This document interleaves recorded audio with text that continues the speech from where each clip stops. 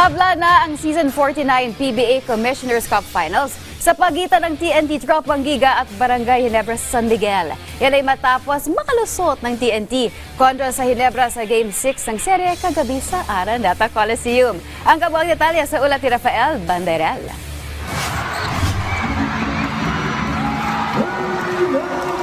Nakahirit pa ng winner-take-all Game 7 ang TNT Tropang Giga matapos nilang talunin ang Barangay Ginebra San Miguel 87-83 sa Game 6 ng Season 49 PBA Commissioner's Cup Finals kagabi.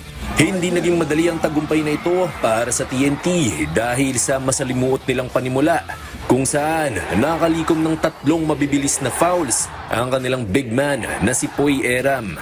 Bukod pa riyan, hindi rin nahuhulog ang mga tira ng kanilang import na si Rondy Hollis Jefferson.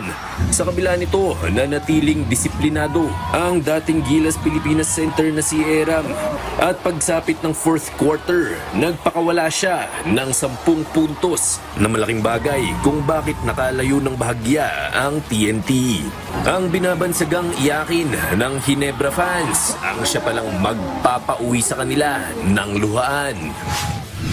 Kanina, yung crucial 3 points ko, nakatingin lang ako sa mga teammates ko kasi alam ko sila talaga kasi ginagawa ko to para sa kanila eh. Nagpamalas din ng eksplosibong scoring performances para sa tropa sina Hollis Jefferson na nagtala ng 29 points at si Ray Nambatak na nakalikom ng 23 markers. Yung pagpunta pa lang ni Kuya Jason kahapon sa practice namin, sobrang dagdag ng extra motivation sa amin yun. Kasi even though wala siya doon sa mga past few games namin, pero yung presence niya na nararamdaman namin eh. And especially yung kahapon nga sa practice, meron siya mga piece of advice sa amin, especially mga veterans. So which is, yun yung in-apply namin ngayon sa game na to.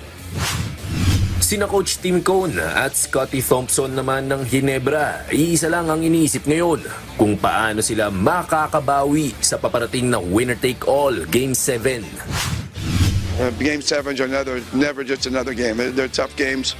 They're tough to prepare for, especially when you come off a loss. I think it's a little bit harder going into Game 7 when you're coming off a loss rather than coming off a win. It's tougher mentally to get right within 24 hours and ready to play.